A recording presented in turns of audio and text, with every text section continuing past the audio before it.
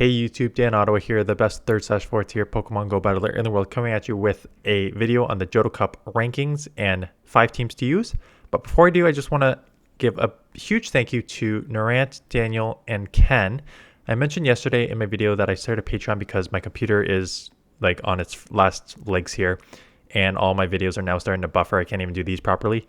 And I tried to go on Twitch and that did not happen at all.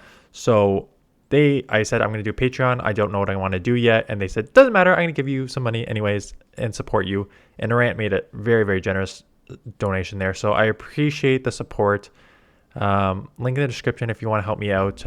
All proceeds going towards this new computer so I can keep making these videos. But I appreciate the support. We're almost at 8K. We may be at 8K by the time this goes live. And I'm glad these videos are helping you out on your journey to hit legend. So let's talk about Johto Cup because it is coming this week. Last week, final push. If you want Great League and Ultra League teams, I've got a whole series on those like playlists. So just go check those out. This will focus on Johto Tour. And what I do is I always start with the top 20 on PVPoke just because you will probably see these a lot. And then I'll go give you 5 teams. So let's start with Skarmory. Skarmory is on here twice, 1 and 9. Everyone has it.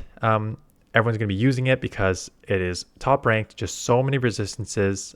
It can deal with what I think you're going to see a lot of is stuff that people already have. And what do they have? They have Azus, they have Meganiums, they have Quillfish, they have, what else is on this list? Mantine to a certain extent.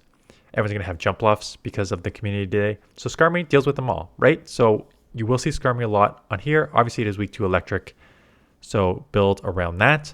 Lantern is high up there because the Spark Thunderbolt is going to deal with your Skarmory. It's also going to deal with your Azu. It's going to do okay in neutrals matchups, and the Hydro Pump as a second move is some nice coverage for like your Mud Boys, which will resist Electric, like Quagsire.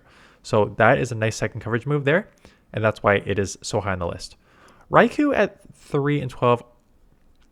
I haven't looked yet. I've got to look at what past Raikou's CPs were, because Ho-Oh is also here and Lugia is also here, and maybe the shadow versions are below, but I'm not positive about what Raikou is HP or CP wise, if it's below 1500 or if they were all above 1500. So I have to go check.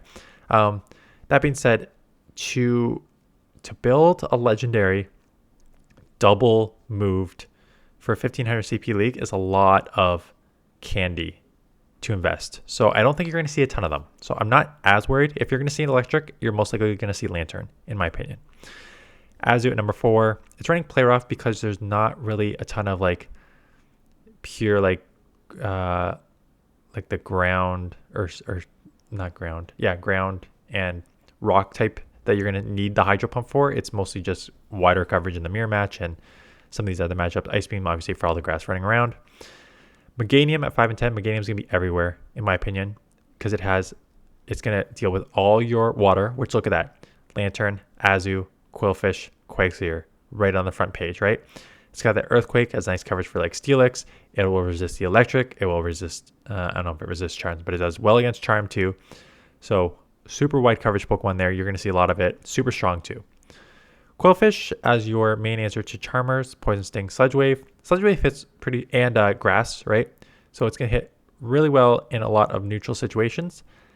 And the Aqua Tail is a nice spammy little coverage move there.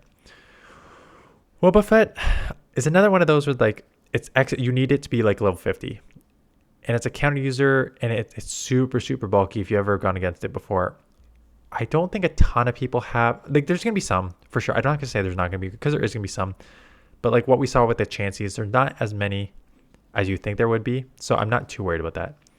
Quagsire is a nice Mud Boy. Mudshot, Stone Edge, Earthquake, where like it's one Mud Boy, right? So if it sees a blade of grass, it's going to die. But wide coverage elsewhere with 2 really hard-hitting moves. Mudshot's a really fast generating move. So that's a pretty strong Pokemon to use. Steelix again is one of those where I don't know if you're going to see a ton of them, because most of the time you see them in Ultra League, and a lot of people just save their candies and everything for an Ultra League. You may see some Steelix in Great League, so I'm not going to say you won't. But it's one of those I'm not super worried about. But Dragon Tail, Crunch, Earthquake coverage. Nice coverage. It's really, really slow charging. I've noticed that every time I played it. Shadow Gramble.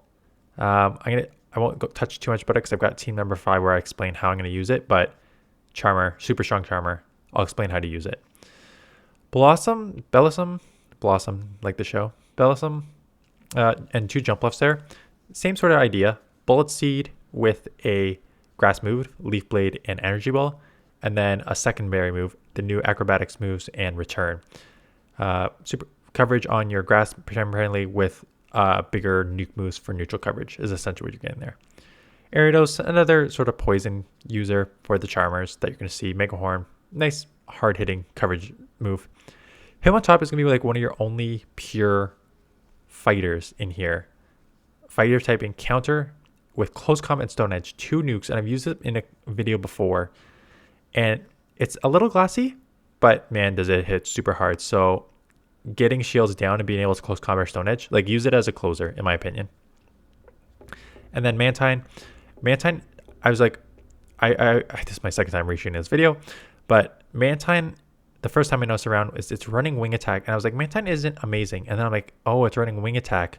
So now you're gonna have coverage in all your grass that you're gonna see. You don't need bubble because there's not a lot of fires and stuff like that you need bubble for. But wing attack is gonna provide you some nice coverage here, and then the bubble beam, ice beam. So it's gonna have some play here. So let's go into the teams. And what I do with the teams is I try to get some Pokemon that everyone will have, because there's no point of trying to like talk about these unique Pokemon that you may not have. There's not all of them. You'll see I've used some unique ones, but let's start with Skarmory, number 1 ranked, going to be everywhere. Wide coverage, primarily with your grass, like super hard wins against Meganium and Jumpluff. Deals with like Azu and your Mud Boys and just general, because so many resistances. Weak to electric, so throw in the best grass type, Meganium. So great coverage all the way down the board. Meganium, Skarmory core, you're going to see everywhere. And then you needed something to deal with like Mantine. So I put in the Mud Boy. Lantern was also the other option that they recommended for like a third. So you can I use Lantern on a different team, but you can use it here as well. But expect the Skarmory Meganium core to be everywhere starting today. Team 2, built around Azu. Everyone has Azu, so you're going to see it. It's still got a lot of play in here.